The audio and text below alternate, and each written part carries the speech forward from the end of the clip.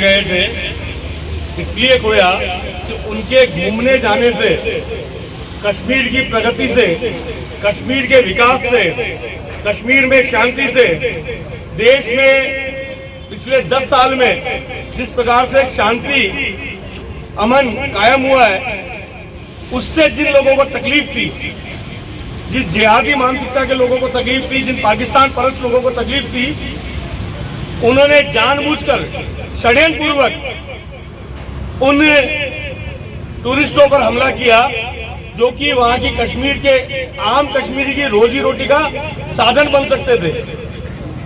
वो मोदी जी का संदेश पूरे विश्व में दे रहे थे कि किस प्रकार से 10 साल में कश्मीर में शांति हुई है, किस प्रकार से पत्थरबाजी बंद हुई है, किस प्रकार से आतंकवादी घटनाएं बंद हुई है।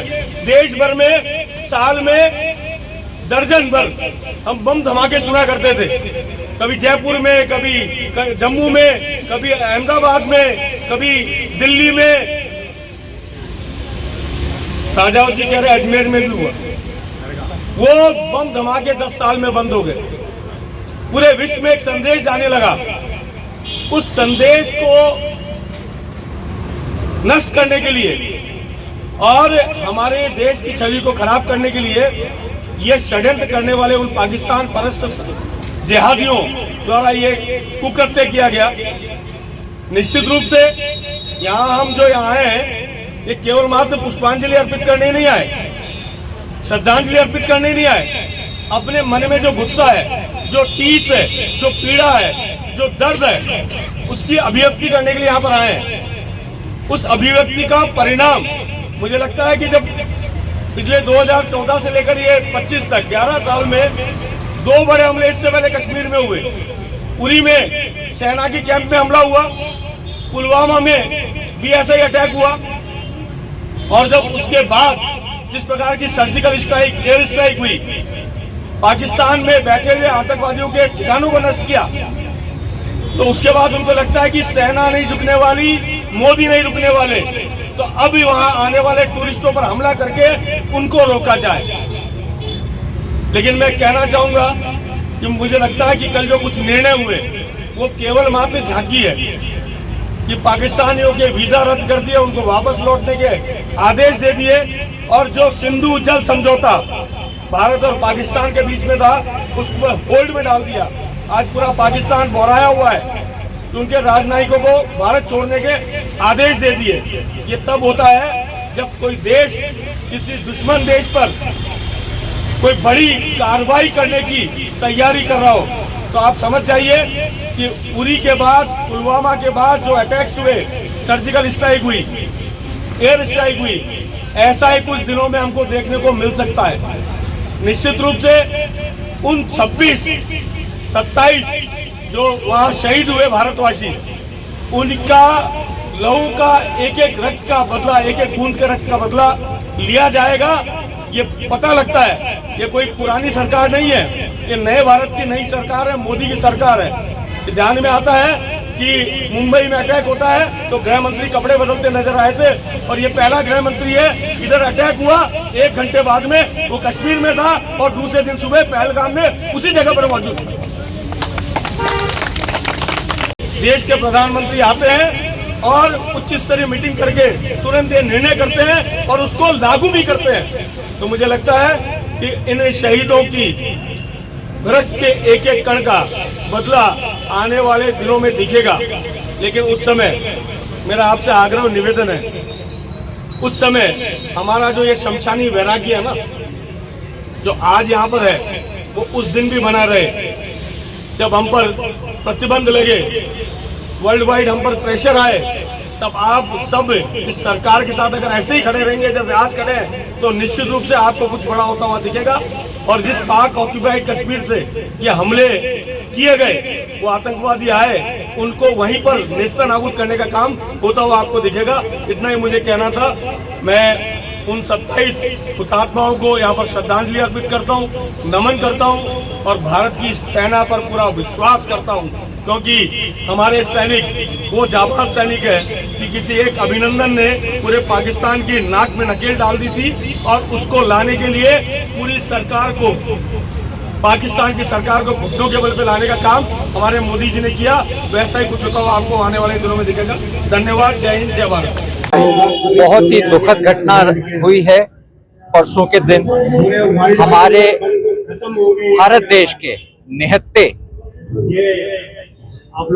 जो वहाँ पे टूरिस्ट थे उनको उनकी जाति पूछ के उन पे जो उन्होंने जो बड़ा क्रूरतापूर्ण जो हमला किया है, हम उस सब की निंदा करते हैं। और आज शास्त्री नगर विकास समिति के सानिध्य में शास्त्री नगर के प्रत्येक नागरिक जो है बहुत कुंठित है, मन उसका बहुत व्यथित है। और अब सब उनको श्रद्धांजलि देने के लिए यहाँ पे इकट्ठे हुए हैं। और हम भारत के यशस्वी प्रधानमंत्री से आग्रह करेंगे कि शीघ्र अतिशीघ्र कोई ऐसा कदम उठाएं जो इस कुठारघात का बदला ले सके और हम सबके आत्मा मतलब हम सबके जो मन को जो है तसल्ली मिल सके। जय हिंद, जय। पुलवामा में जो टूरिस्ट गए थे और वहाँ जिहादी मानसिकता वाले लोगों ने उनको धर्म के आधार पर गोली मारकर निहत्ते लोगों को मारा।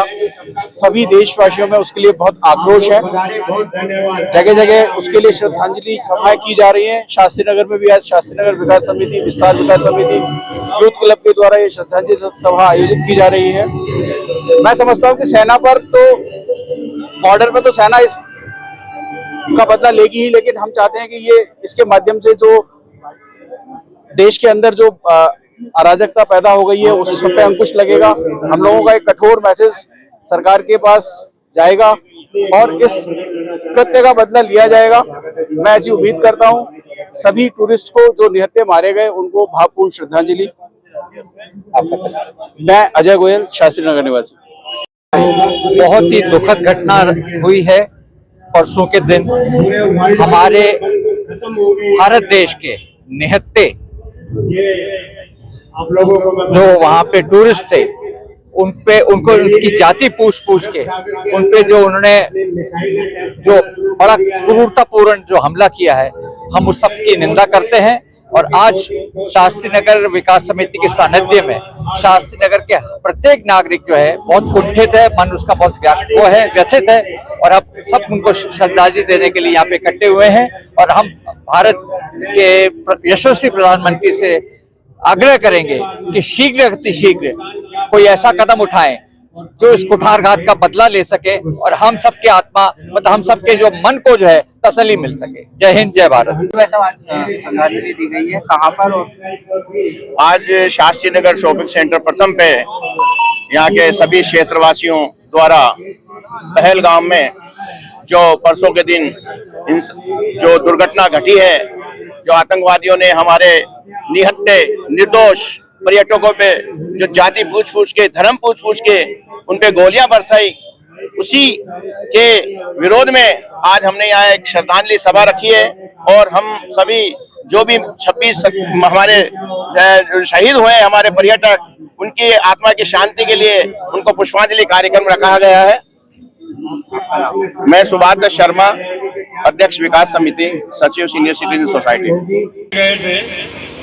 इसलिए खोया कि उनके घूमने जाने से, कश्मीर की प्रगति से, कश्मीर के विकास से, कश्मीर में शांति से, देश में पिछले 10 साल में जिस प्रकार से शांति अमन कायम हुआ है, उससे जिन लोगों को तकलीफ थी, जिस जिहादी मानसिकता के लोगों को तकलीफ थी, जिन पाकिस्तान परस्त लोगों को तकलीफ थी, उन्होंने जानबूझकर षड्यंत्र पूर्वक उन टूरिस्टों पर हमला किया जो कि वहां की कश्मीर के आम कश्मीरी की रोजी रोटी का साधन बन सकते थे।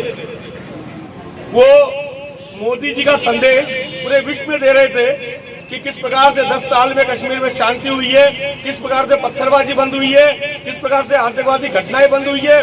देश भर में साल में दर्जन भर हम बम धमाके सुना करते थे, कभी जयपुर में, कभी जम्मू में, कभी अहमदाबाद में, कभी दिल्ली में,